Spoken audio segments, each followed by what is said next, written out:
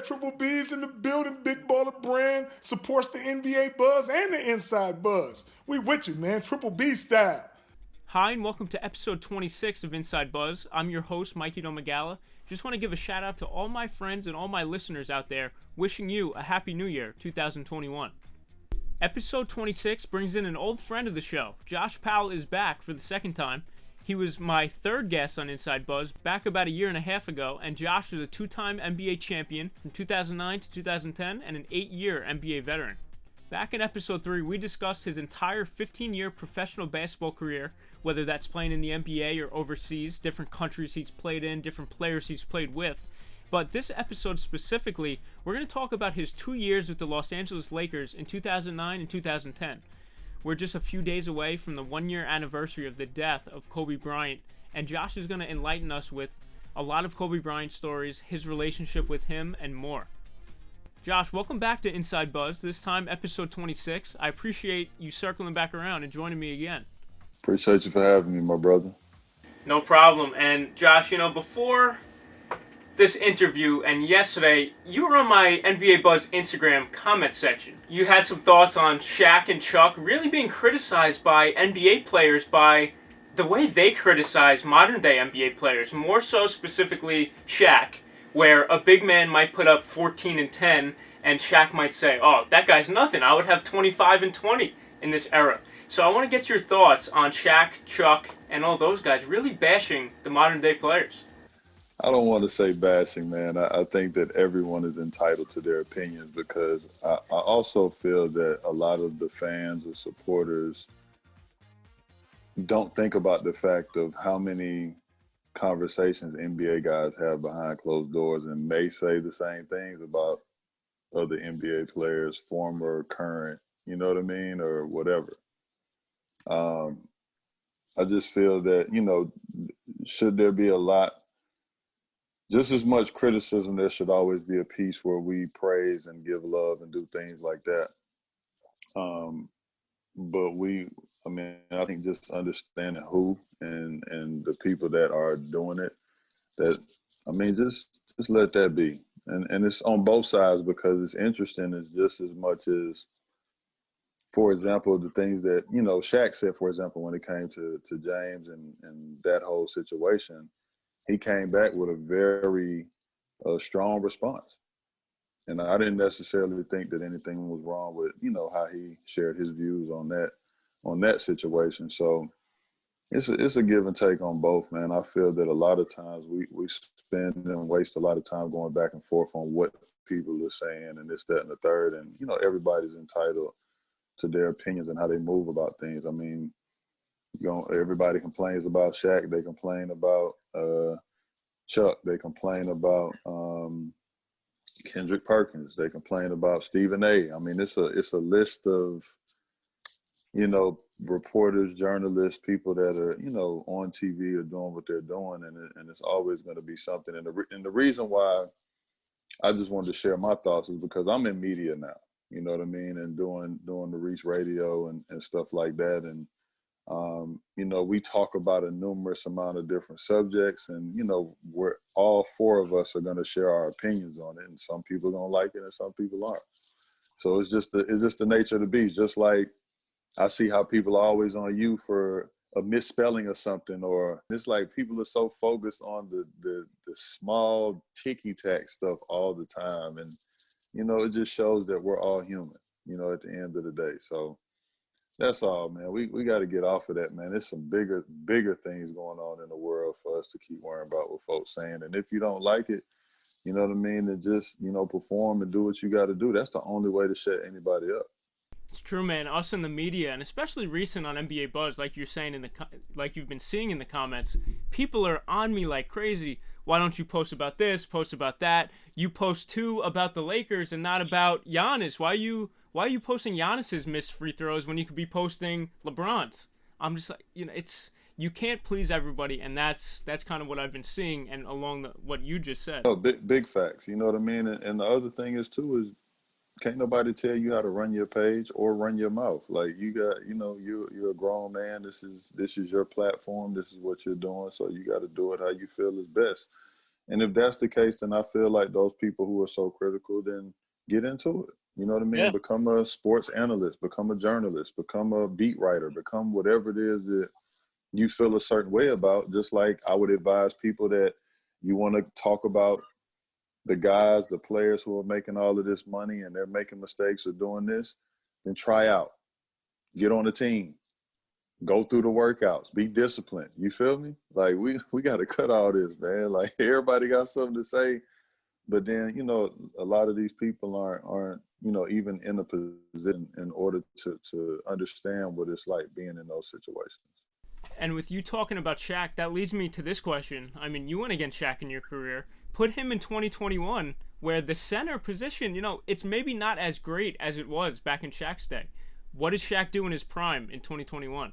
I think Shaq still will be dominant in any area.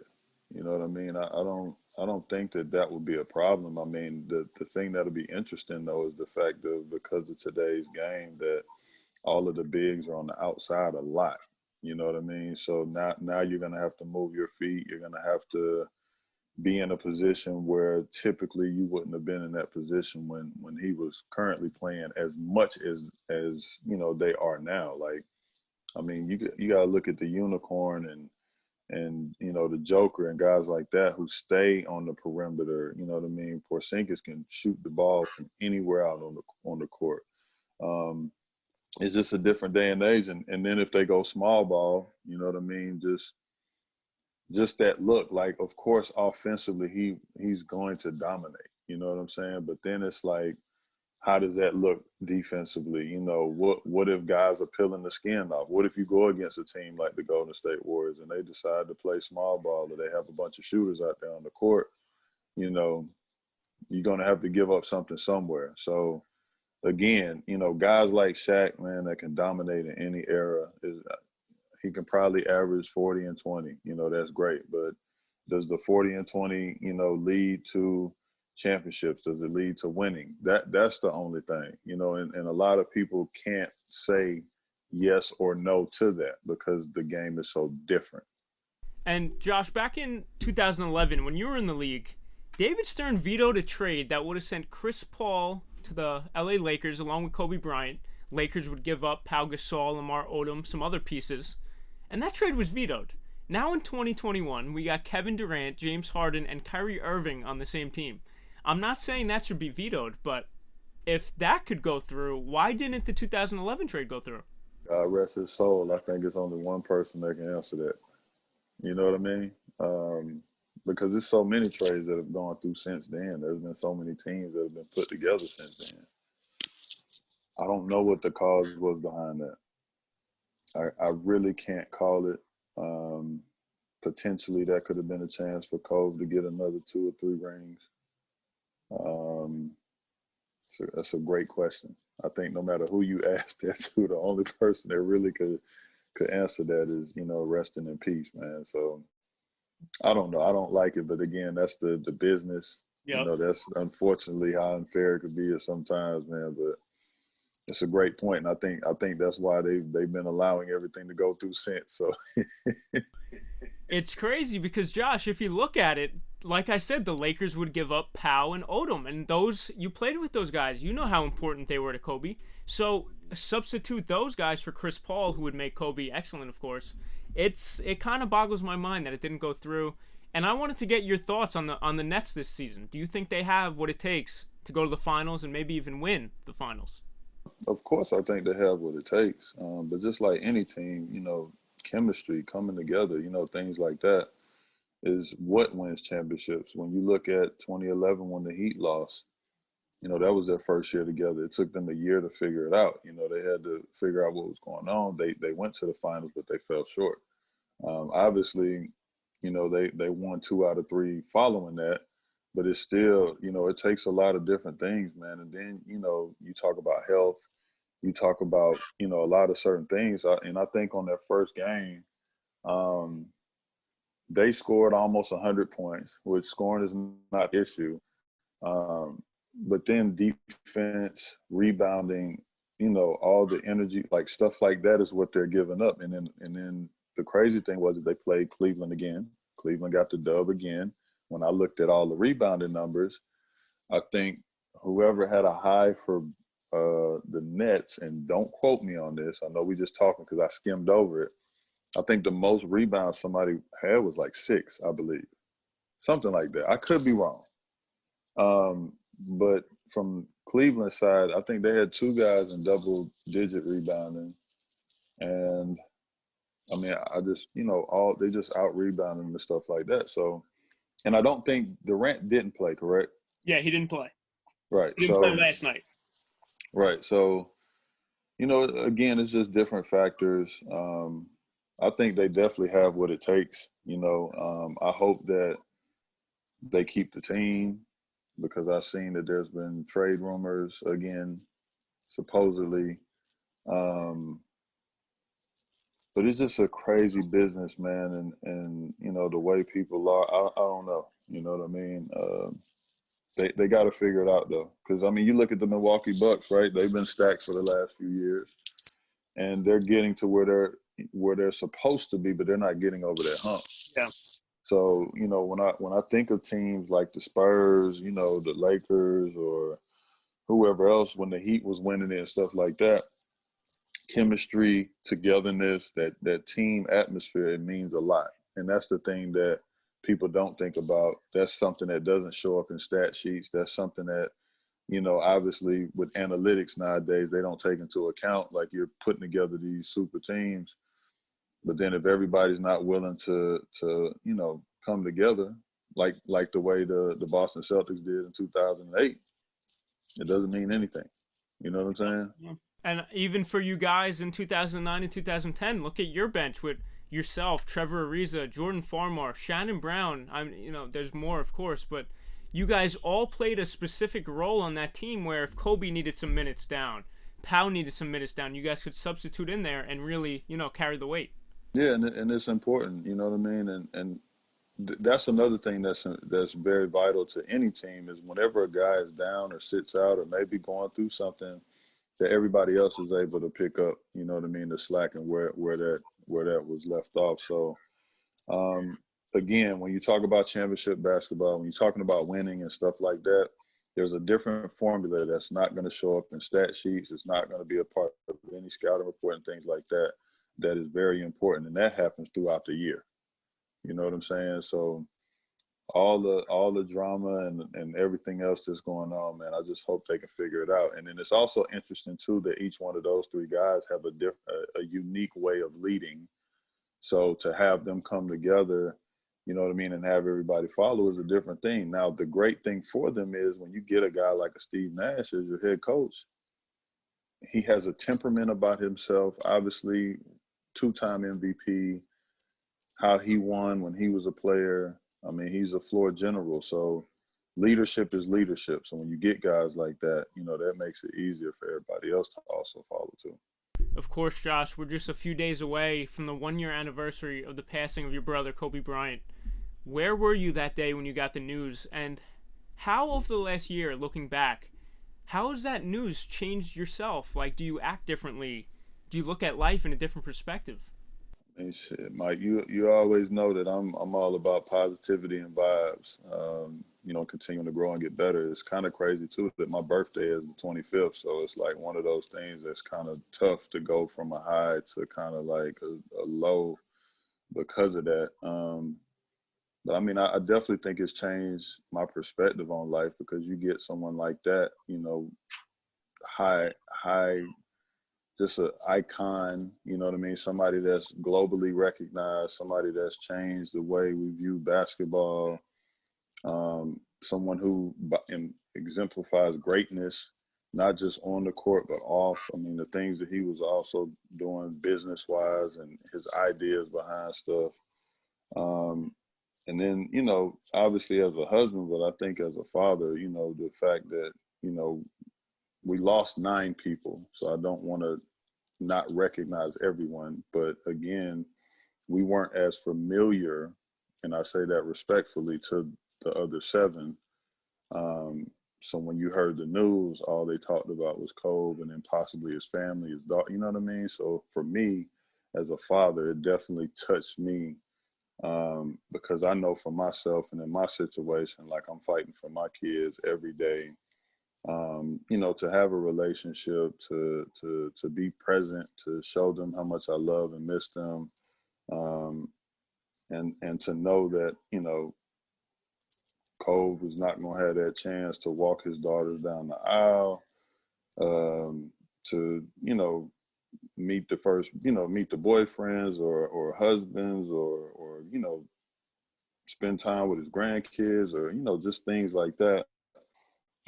It definitely it hurts, man. It's a wake up call, because he's somebody that's viewed as a superhero. I don't know, and there's been a lot of passings, but especially when you talk about in the Black community, I don't know anybody bigger. You know what I'm saying? That in the way that it happened, and that's just my opinion on that. And it hurts, man. You know, I feel for everybody because he's touched so many people's lives, you know, for sure. And when you first came on, I can be wrong. Did I see a new Kobe Bryant tattoo on your hand? Oh yeah, I actually I went and got that let's see, like a month. I think I got it right before I went to the funeral. But yeah, I immediately hit my artist up and I said, bro, like we got to do this. And not only did I get Kobe and Gigi, but last year was a crazy year. And Anthony Grundy, who was a brother of mine, who actually played at NC State when I was there, he played for the Hawks a little bit, had a long stint overseas. He was murdered by his uncle, stabbed to death at a family function. Uncle cut something like it was a family member. And then Andre Emmett, which was another brother of mine, you know what I mean? Another hooper, who was murdered at his house. So, you know, it's just tough, man. Those are three people in the range of 41 and 37 that lost their lives early. You know what I'm saying? And you know, all of those guys, you know, fathers, husbands, brothers, friends. So I actually got all of this at the same time. I got Dre and Anthony Grundy, and then I got Cove and Gigi on my hand, just to pay homage. Amazing, man. And of course, my condolences are with you. 2020, horrible year for everyone, man. And it just sounds like it was really tough on you. Let's hope 2021 is better, for sure. And, you know, 2007, 2008, you're coming off career highs with the Clippers. 6 points per game, 5 rebounds per game, 19 minutes per game. How did you get to the Lakers right after that? Who recruited you? I think that, and that's the one thing I tell people, man. I'm beyond grateful for the Clippers because that was the one stint I had in the NBA to show what I could do because we had so many people injured and out. So we were down to like 8 guys for the last like 2 months of the season. And obviously I'd had some time before that in and out, you know, replacing and filling in. And it's funny because every time I played the Lakers, it was a great game. It was a double-double when I did play. In the last couple of months, like I said, I really had a chance to showcase what I could do. My numbers, that was my numbers for the year, but my numbers as a starter, I think were somewhere like 11.8, like almost 12 points per game. And then it was like 8, 9 rebounds a game. It was something like that. But man, it was just night after night, double doubles, you know, 21 and 8 or 22 and 10. Like it was just being able to hoop and not worry about anything, which I wish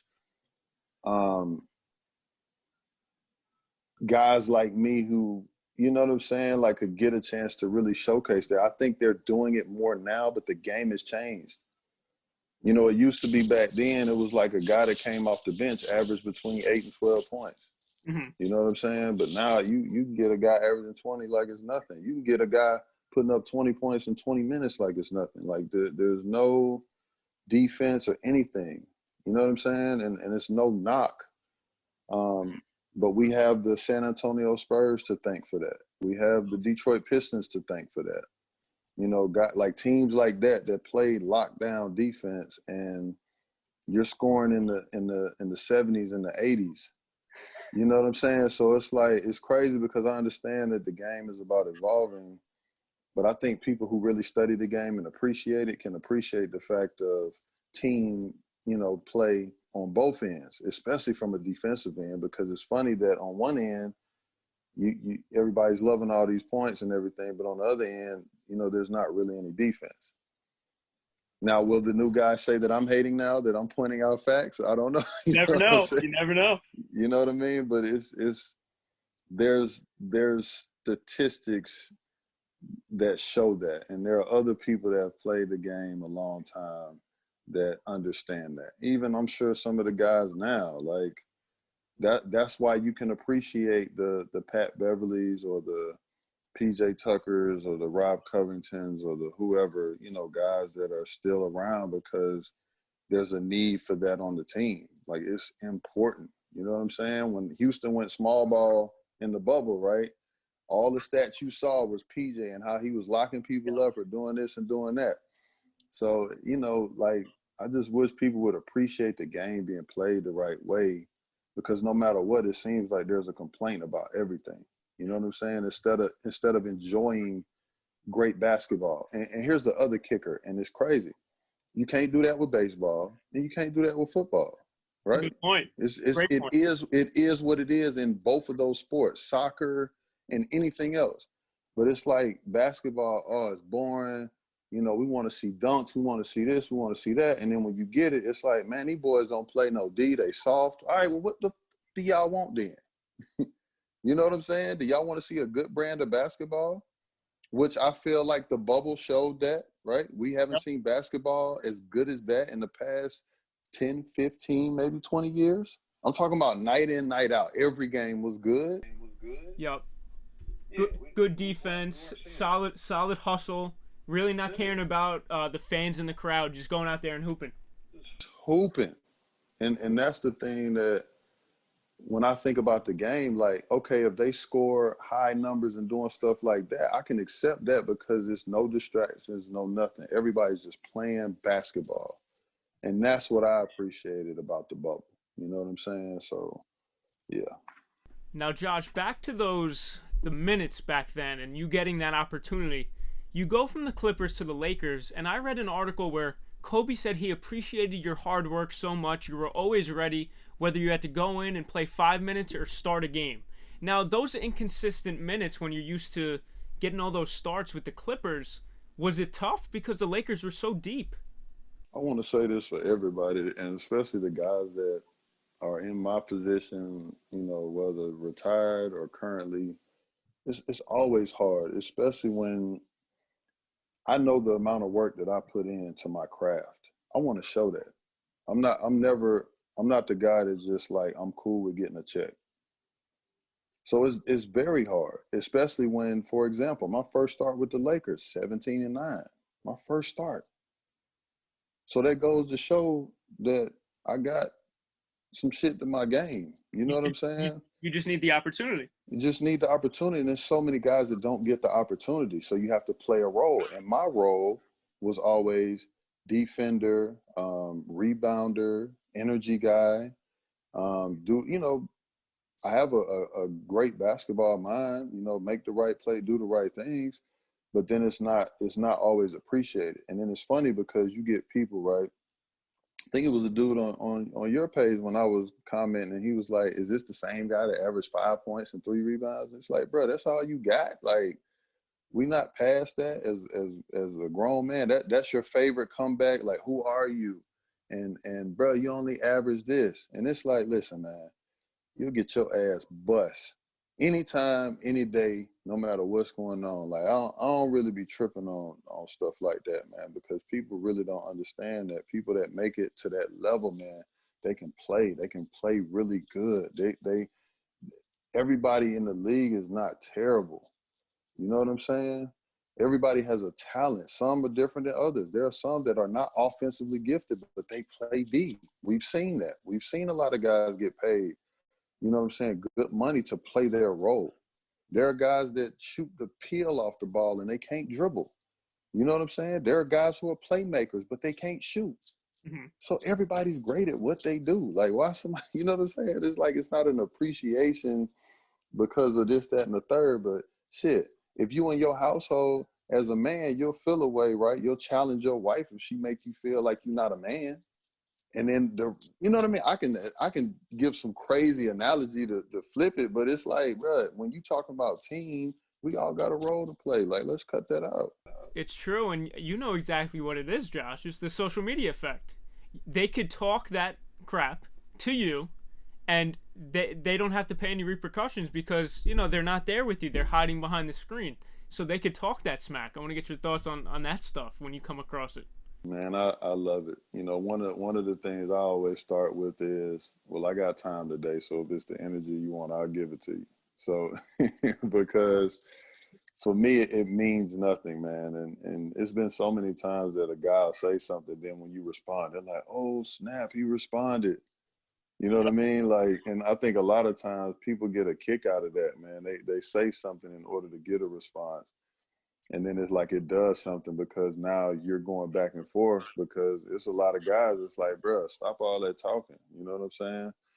And I don't take it personal, man. Everybody's going to talk. They're going to have an opinion. We got to get to the point in life where we stop letting words and things like that bother us so much. You know what I mean? But I'm not here to judge anybody that is bothered either. I just would hope that we could not be as bothered and kind of focus our energy and efforts on so many different things, man, because every day that I continue to go down these rabbit holes and dig and find information, man, it's a lot going on, man, and people have no idea. First time you get to the Lakers, you sign the contract, you get to practice, you meet Kobe. What was that like? The man, the myth, the legend, man. The first couple of months, because we just was working out and playing. So you would just see him around here and there. So he didn't say much, you know what I mean? Like, but that first day of training camp, I remember because, like, for me, I was a motor guy, rebounder, doing what I was doing. And he was like, now who the fuck is this guy? You know what I'm saying? So caught his attention. And then I remember when we were doing the single double, which is basically like two bigs, and then the guards come together, they come off either way. So, you know, I'm trying to get my teammate open. I popped him. And he was Awesome. like, all right. He was like, all right, motherfucker, don't do that again. With what, an elbow? Not with the screen. So I leaned into it, you know what I mean? And I got his attention for sure. So, He likes that stuff. I know he likes does like it. So he started talking, and then he came off again, and he popped me, but I popped him too. So it was just one of those respect things, man. And from there, it was like we just started to slowly build a bond, man. But he's just very intense, you know, trash talker. You know, his energy, he's going to raise the bar every time he comes in the building. You know, it's just the respect thing. It's just all of that. You know what I mean? When you get people like that and being coached by greatness, you know, like Phil and that staff. So it's just amazing to be a part of, you know what I mean? Soaking in the knowledge and the conversations and just being able to get that game on and off the court. I mean, it was incredible, man. I learned a lot, you know, and some of the things that I did learn, I still do to this day. Like my first time seeing Sage was with the Lakers, and then I started doing that actually in my house when I go places, like, you know, doing stuff like that. And then I started to meditate. I started to, you know, just practice stillness and doing certain things like that, man, and searching for answers, man. And I picked a lot of that stuff up with the Lakers. With Phil, what are some experiences where he brought out the sage, or when he made you guys meditate? Was it before that 2010 Game 7? Was it other high energy situations where you guys just had to calm down? Whenever he felt the energy wasn't right, well, you best believe it's coming. So, you know, both years, especially year one, we would have like a 15-game straight winning streak. We'd had like a 17 straight game winning streak. I mean, it was crazy. But even when we was winning, there were some times we would look bad. and he'd be like, "All right, guys, enough of this." Like he'd come in there, you know, getting the whole building. He going through the whole thing. We'll come into the film sessions, and he'll dim the lights. He'll talk us through it. We'll meditate because he felt like we got to get on a better page. Like he didn't like how we were performing on offense. He didn't think we were in tune defensively. Um, he was always talking about like y'all are so dependent on Kobe. Like you gotta, we gotta move the ball and it'll find its way back to Kobe if that's the case, or the Powell or whoever. Like y'all keep breaking the rhythm and the offense and stuff like that. He wasn't a fan of that. So everything for him was about discipline. It was about being decisive and the precisions of every cut, every this, every that.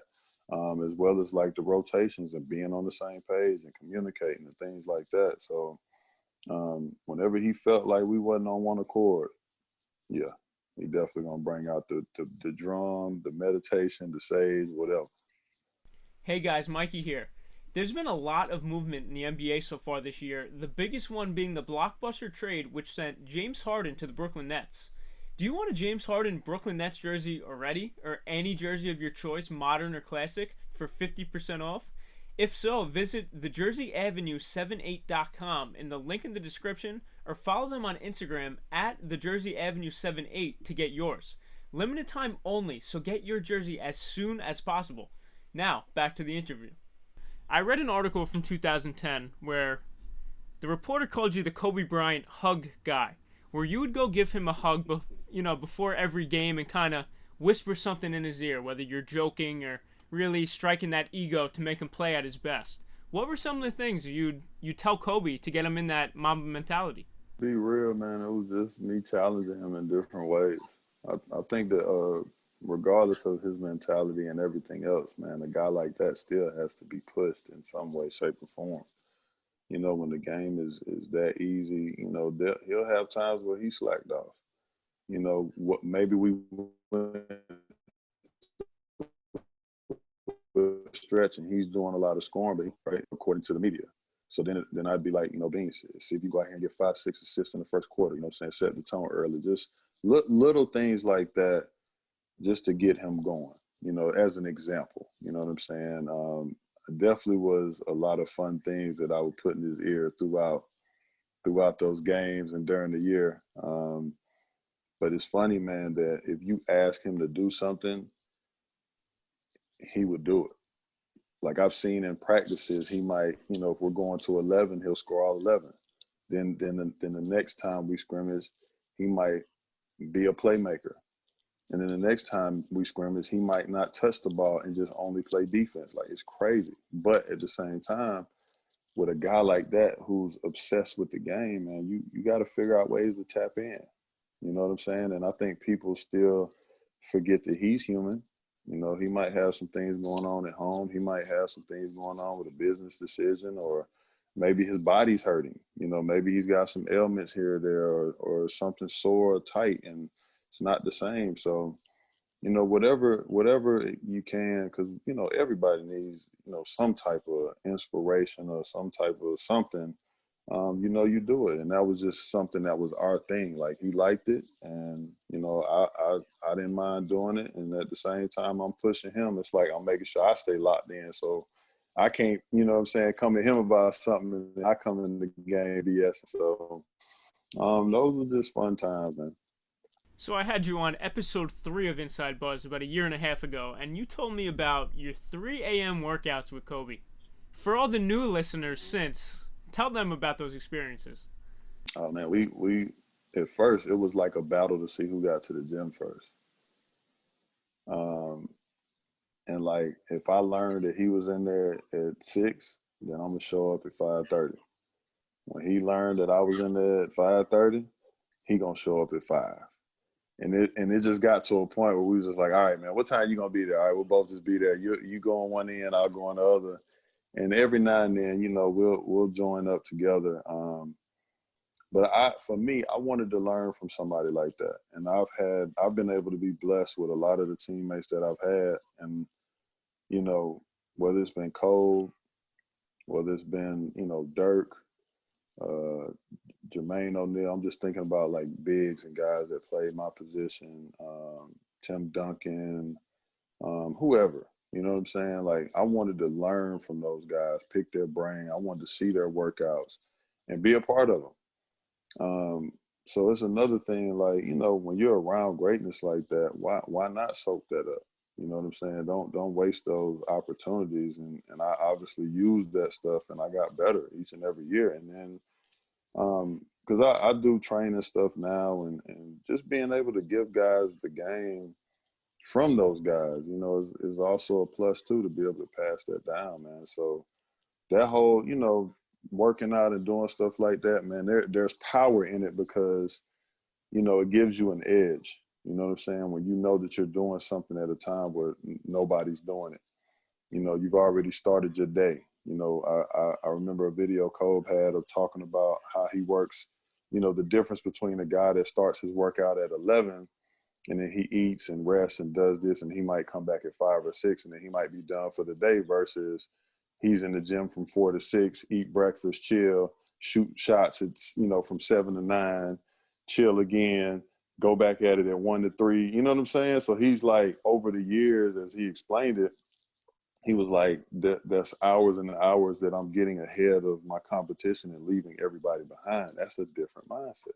And outside of Kobe, in those 2 years, who are you specifically close with? Who would you spend a lot of time on the team playing with, going out to dinner with? I mean, we always pretty close, and it's crazy, because like, even when we were at home in LA, or especially on the road, like, we would all catch up from time to time, go party, go watch movies, go to dinners, or little stuff like that. Obviously everybody, you know, got their own cliques and stuff like that, but it's not a bad thing. I think it was me, Cole, Trevor, like year one, D-Fish, and Shannon. That would be our little group. And then yeah, the next year was pretty much the same. Like, Meta did his own thing for the most part. And then like the other group was always like Sasha, was it Lamar, Luke, Jordan? I think DJ was probably in that. I'm surprised they're all, you know, Yeah, some are different. some of the starters, some of the bench on different. I'm not saying different sides, but like you said, different Right. cliques almost, like hanging out. Interesting. And Interesting. then I know for me, like, outside of that, I hung out with Andrew Bynum a lot. Like, me and him was real cool. Powell would hang out too. I would, trying to think, man. I know Powell, Cole would kind of do their thing from time to time. It was just real different, like how everybody was kind Gotcha. of vibing. And how about like activities on the plane? So would you guys play poker, cards, or anything like that? Not participate, but me and Bean would play checkers from time to time. Money involved? Absolutely not. But the thing is That's I would kick his ass in checkers though. And I'm sure He would hate it. He would hate it, man. But it was, I've won more than he's won, but it was some great battles, man. We used to always have fun and laugh and joke with each other. So you're out in LA, of course, all the celebrities, all the famous nightclubs. Talk about the nightlife of being out as a Laker player, celebrities you'd see, and then celebrities you'd see in the arena. Were you ever starstruck meeting somebody like that? From a party standpoint, I mean, we saw people often, but anybody that knows LA, it's not really the club thing, it's the house parties. Everybody knows. Okay. You know what I'm saying? Because everything closes early. So, you know, during that time, I mostly was hanging around like Polo the Don, Chris Brown, and all of them. So like, that would be the folks that I was in company with. But we went out often though. I remember, well, it wasn't the club though when we did it, but I remember we went and had dinner with Drake at this Italian spot. It was really good. And I think the only time that I probably say I was tripped out was when Prince came to the Boston game during Christmas, I think. Really? Any communication with him, or did Kobe get to talk to him? No. Because he's very quiet, Prince. I don't know, man. But all I know is when he walked in there, man, you heard the whole arena, all the ladies going crazy. I'm like, what is going on? Because I think it was like he walked in during the timeout. So, everybody already seated. So it's like he kind of waited until, he came in there, man, and they was going crazy. I'm like, bro, what is going on? And then you just see this little tiny person over on the other side, and they put him up on the board. Man, that was crazy. Yeah, man, and I mean everybody's seen the Chappelle Show. He's a baller, Prince. He's a baller back in his day. At 5'3" or whatever it is. Blouses. Right. Second year, Meta World Peace. Him and Kobe used to battle it out in his Pacer days and when he was with the Rockets specifically. How were those practices with Meta guarding Kobe? Because Meta would always challenge him. He would always challenge him in the playoffs and really get in his face. He would. It was interesting because obviously once we started practicing and the triangle is one of those offenses that, it takes a lot of fine tuning. It took Meta I don't think there were many practices where they were on opposite sides, trying to get everybody on the same page. But when it did happen, I mean, it was competitive. You know what I'm saying? Like Meta's that kind of guy, man. And I know there's been times that during the summer when we would all hoop and just what he brought to the table. I mean, you gotta love it. You know what I'm saying? Like defender, real physical, scrappy, man. And he was good with that left hand swipe. Getting steals on people and stuff like that. It was crazy, man. But it was some great battles. Great battles. And you said you were specifically close with Andrew Bynum as well. Regarded as one of the best big men in the NBA, probably from like 2009 to 2011 he was up there, averaging 15, 8, and 2 back-to-back years. What happened to Andrew Bynum, and why was his downfall so quick? I think the injuries. He had one big injury, I know, in 2012. Something with his knee or his leg. It was still like a meniscus, something here to take like 3. You know what I mean? Like, because both times we was in the playoffs, it happened both years, if I'm not mistaken. He had something going on with his knee.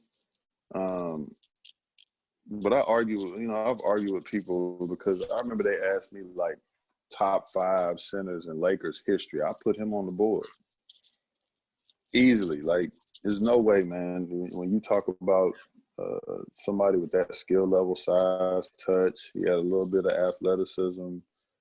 And once he figured it out, man, he went on like a month and a half. It was like almost a month and a half, man, where I think he was putting up like 28 and 15. It was something stupid. And it started with the game that he gave the Clippers like 42. I think that was his career high. And it's like he figured it out. So in limited minutes, he was just running down, sealing, back to the basket. Like they were just feeding him. Like it was just night in, night out, night in, night out. And then he got hurt against Memphis. And you think it was a mentality thing and then moving on to Philadelphia, he just wasn't the same? Yeah, because I don't think it's that easy. You know what I'm saying? Already for somebody like himself, and then to constantly be battling stuff, I just don't think it was that easy. And, sometimes you can get frustrated, you know what I mean? And obviously, people still wanted him because he's talented and he has size, you know what I'm saying? Especially during that time, like you need big, but you can't get healthy, man. You can't be on the floor. It's tough. And what about playing against Pau Gasol in practice every day and really being his teammate? I definitely got better, for sure, because that was one of my matchups. Like I would have to guard him, or I would have to guard Lamar. So 2 years straight of that, you know what I'm saying, on both ends, and I got better because of that. Like Powell was very gifted. He got a lot to his game.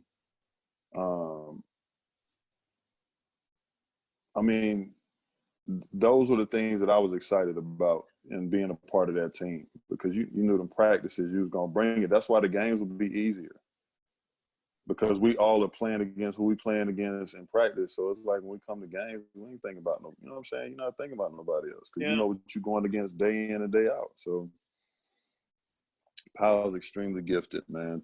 Talented, one of the best to do it. Obviously, he's a champion. So, hats off to him. And now some exact moments from those 2 years with the Lakers. 2009 regular season, you mentioned it before, your first start against the Houston Rockets, 17-9. Then in the playoffs, 10 points against the Rockets in Game 6 of that year. What do you remember from those 2 games and going against Yao Ming at 7'6"? Having to guard him and go up against him, man, it's a very fun experience. But I appreciate those times, because again, like me being 6'9", and every day I'm going against 7'1", 7'2", and then even with Lamar being 6'9" and can do what he can do with the basketball, you just get up for games like that.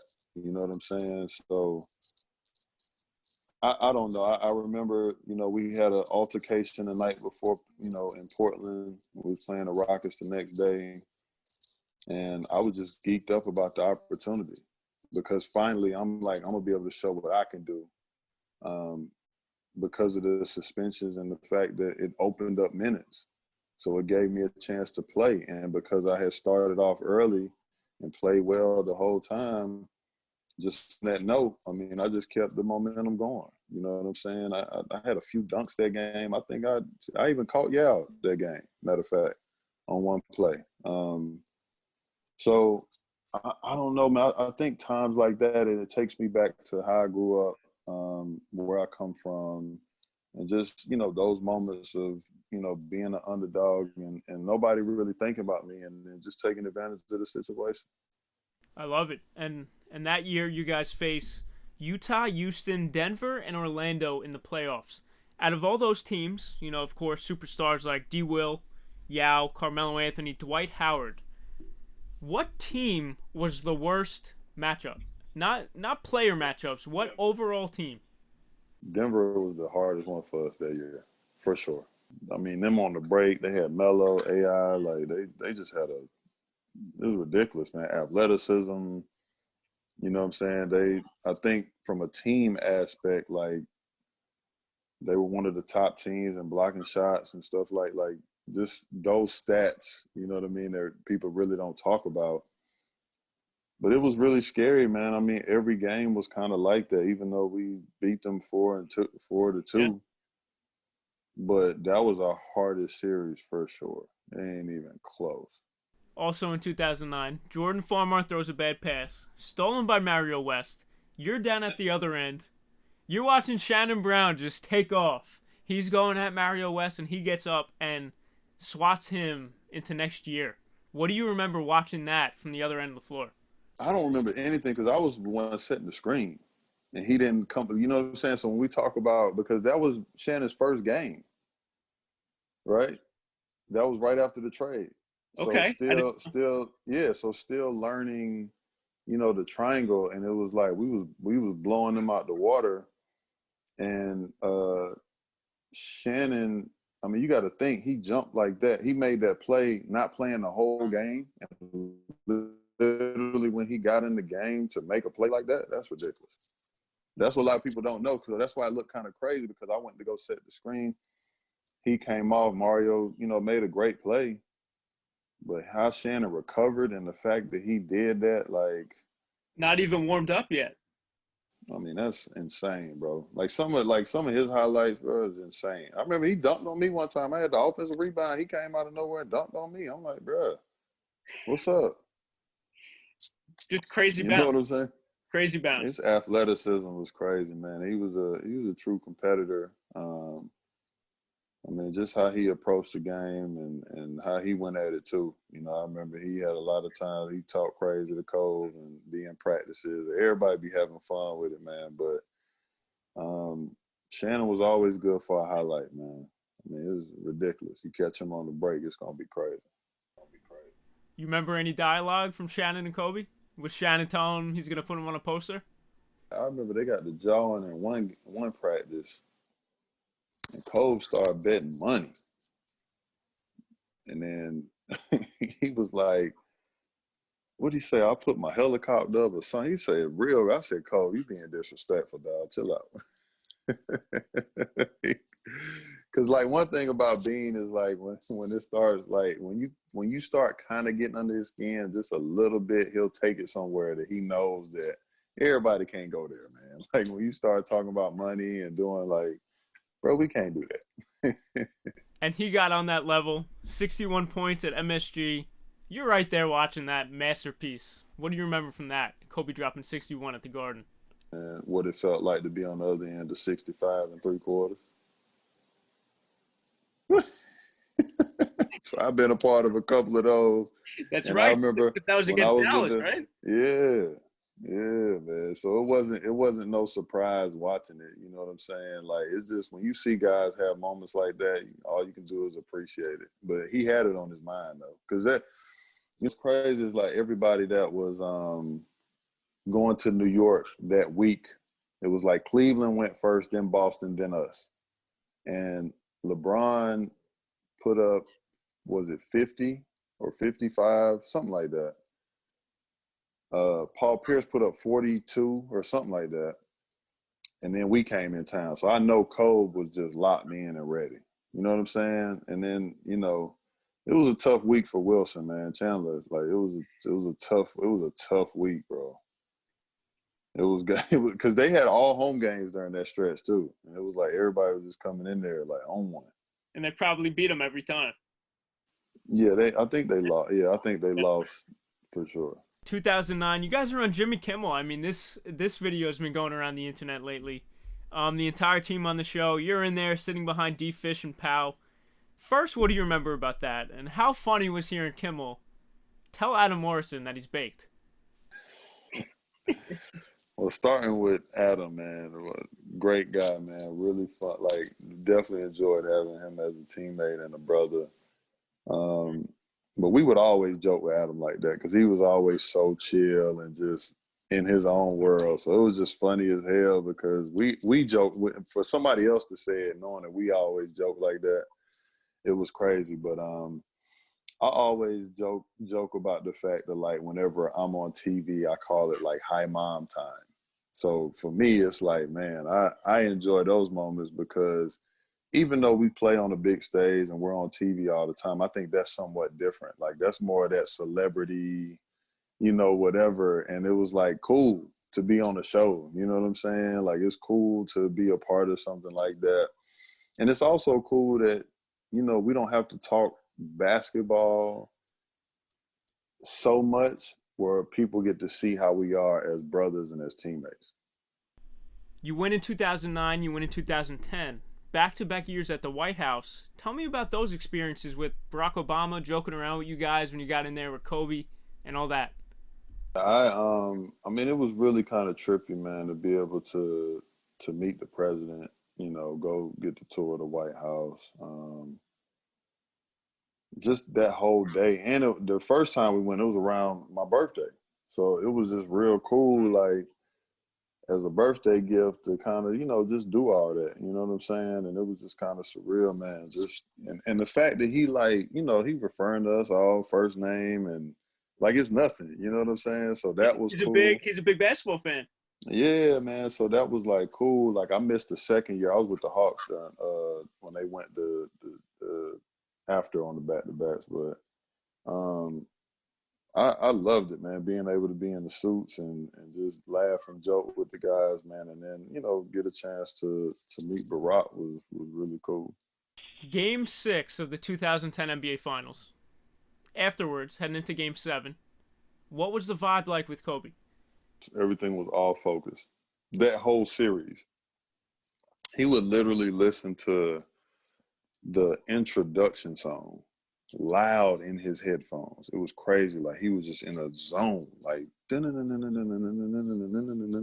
just kept the Boston Celtics. Yeah, like so their intro before like the game tips off. He got a copy of that and was listening to that on repeat, bro. Like, it was loud. I'm talking about, I had it up loud, and you just see him just locked in. We like, all right, he in his bag. Like, you know what I'm saying? Let him be. Man. And he delivered. You guys all delivered. Yeah.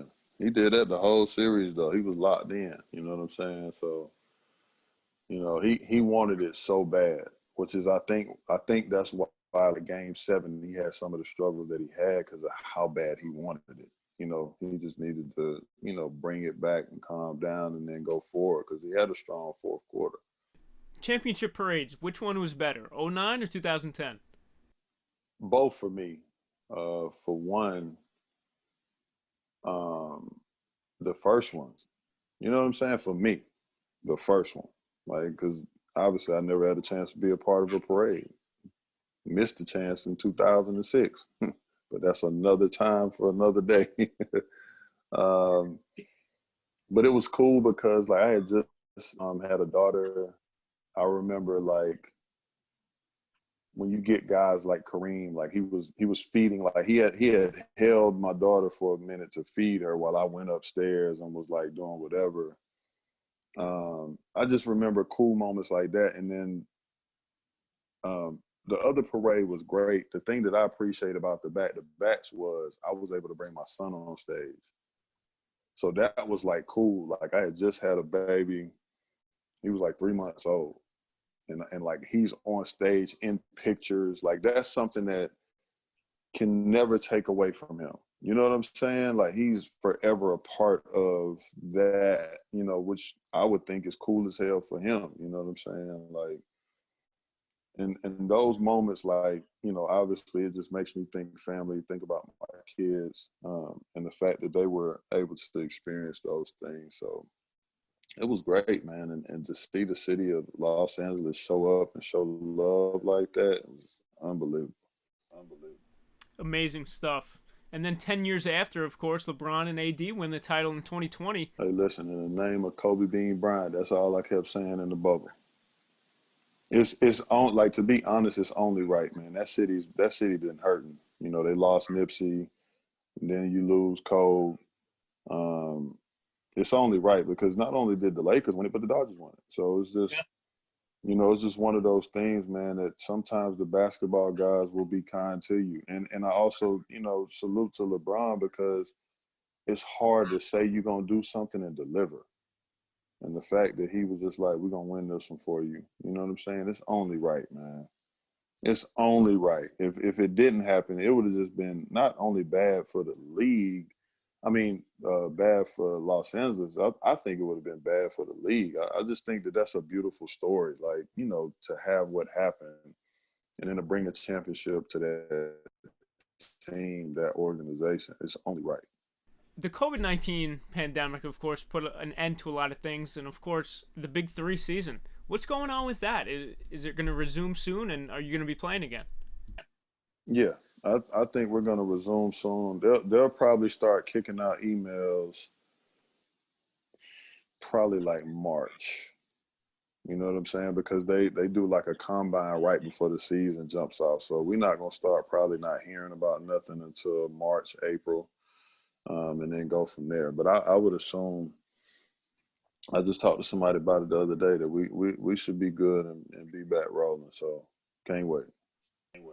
Good, dude. I got a lot of connections, and when you guys come to Brooklyn this year or anywhere in the East Coast, I'll be there. So it'll be nice to meet you in person. So that'll be great. Absolutely.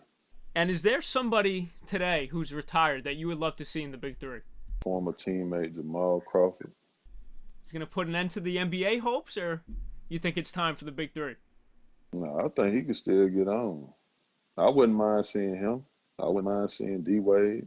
I just think it's a good look for, you know, guys that want to still hoop. And you don't necessarily have to beat your body up because it's half court, but you still got to be in shape and come with it because, you know, them guys, you know, we all take that thing serious.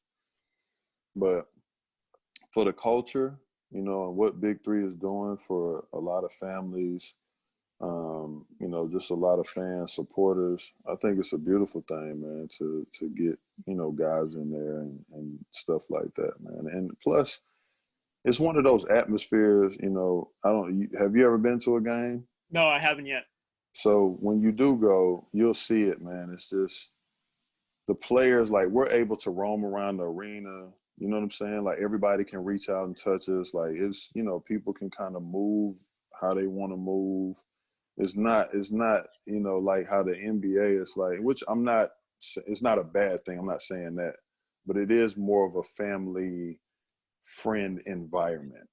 So, for people that come to want to see some of their favorites, you can get that autograph that you might not have been able to get at an NBA game or whatever. Like, during the game, they allow that. And just like for us, if we're not playing yet, I can come out and I can watch the game and sit somewhere if I want to. I can sit anywhere if I want to. It's just cool. It's just real cool like that.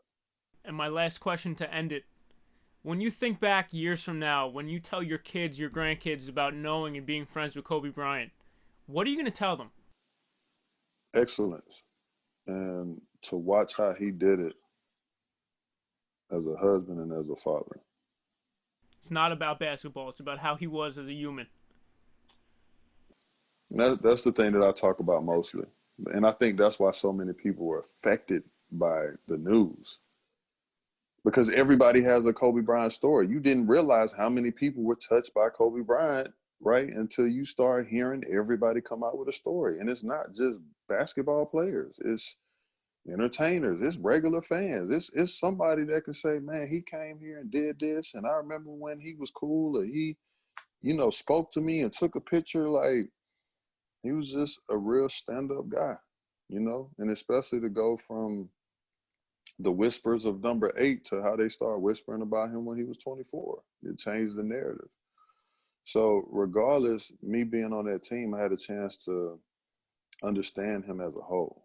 And I understand number 8 and I understand number 24. And I definitely understand him in chapter 2, the father, the husband, the businessman. Like, that's what I want my kids, to know and understand, my grandkids, man. Because somebody on that level that had a heart that the way that he did, man, he didn't have to do none of that. That's why I applaud people that's doing, some of the work and things that they're doing now. You know what I mean? How they're affecting the communities, changing lives, standing up for what they believe in. The list goes on and on and on. Or just being a good person, or just being a great husband or significant other or father. Like, yeah, man, we don't see too many of those stories because we're always focusing on the negatives, and another example, and I know this has nothing to do with what you're saying, but at the same time, I feel it does. But think of all the negativity that was surrounding Kyrie. And then we're not talking about the 1.5 that he put up to pay for this, or the 200,000 that he put up to pay for food, or the 300,000 that he put up to do groceries, or the fact that he bought the Floyd family a house and all of this, because why aren't you playing basketball? And he's doing things that were on his heart. So I get it. Not saying that people are wrong for sharing their opinions, but then it's like we focus so much on that we don't see everything else that's going on. So, all right, Josh, thank you for coming on episode 26. But before you go, let the fans know where they could find you on social media and some stuff you're doing today. I saw you're hosting a new show. My social media handle is Josh21Powell. On Instagram. You can check me out at Reese Radio, REEC Radio, which is me, Reese Sweeney, Bevy Stitch, and Miss Juicy. So we're actually going to officially launch February 15th. But man, I'm blessed to have this opportunity. It's a unique and a different opportunity, man. I'm excited about it.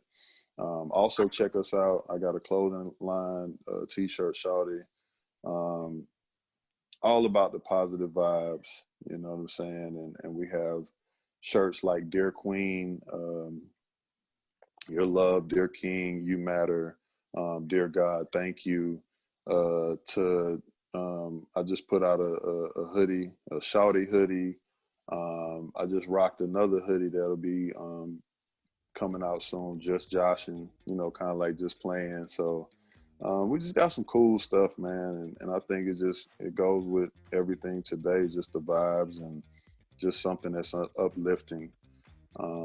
And I'm working on, you know what I'm saying, some other things, man, trying to get this book put out, and I got 1 million stories, man. So just, you know, just trying to do my part, man, and share, and just share with the good people, man. So yeah, appreciate you for letting me talk about that. Josh, really, thanks again for coming on for a second time. Episode 26 of Inside Buzz with 2-time NBA champion Josh Powell. Thanks for listening. And Josh, thanks for coming on. Appreciate you, brother. Can't wait to do it again, man.